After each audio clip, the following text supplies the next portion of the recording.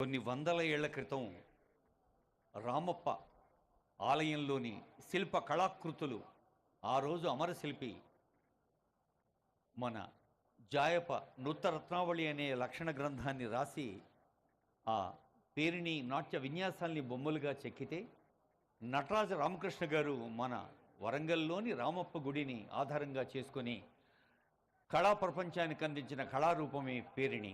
భాషా సాంస్కృతిక శాఖ కళాకారులు సమర్పించిన పేరిణికి మీ హృదయపూర్వక అభినందనలు అందజేయవలసిందిగా కోరుతూ గౌరవనీయులైన మంత్రివర్యులు వేదికపైకి వేయించేసి ఉన్నారు.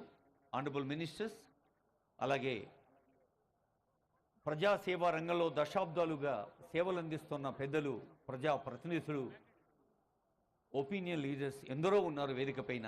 వారందరికీ ప్రభుత్వం పక్షాన హృదయపూర్వక స్వాగతం పలుకుతూ గౌరవనీయులైన మంత్రివర్యులు, గౌరవనీయులైన సలహాదారులు, మరి కొద్దిసేపట్లోనే ఆనరబుల్ సీఎం, డిప్యూటీ సీఎం, మన శాసన మండలి చైర్మన్, శాసనసభ స్పీకర్, డిప్యూటీ స్పీకర్, ఇంకా మహనీయులెందరో వేంచేయనున్నారు. తెలంగాణ తల్లి ఆవిష్కరణ తర్వాత ఆ తల్లి ఆశీస్సులు అందుకొని వేదికపైకి వేంచేస్తారు పెద్దలందరూ. ఇప్పుడు భాషా సాంస్కృతిక శాఖ కళాకారుల ఆటల్లోకి పాటల్లోకి.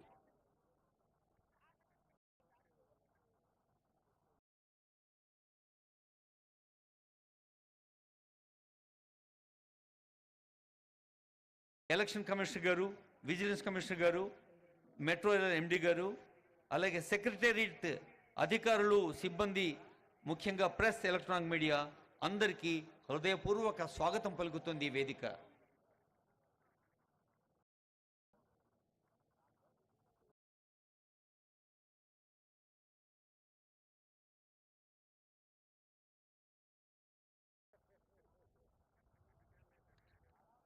కొద్దిసేపట్లోనే ఈ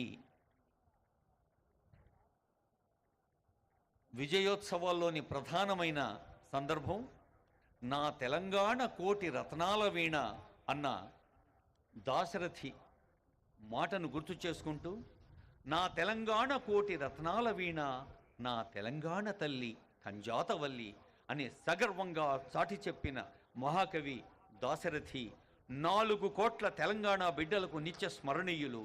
అవి నిరంతర ఉత్సాహ వాక్యాలు. ప్రపంచంలోని ప్రతి జాతికి ఒక ప్రత్యేకమైన అస్తిత్వం ఉంటుంది, మూర్తిమత్వం ఉంటుంది, వ్యక్తిత్వం ఉంటుంది.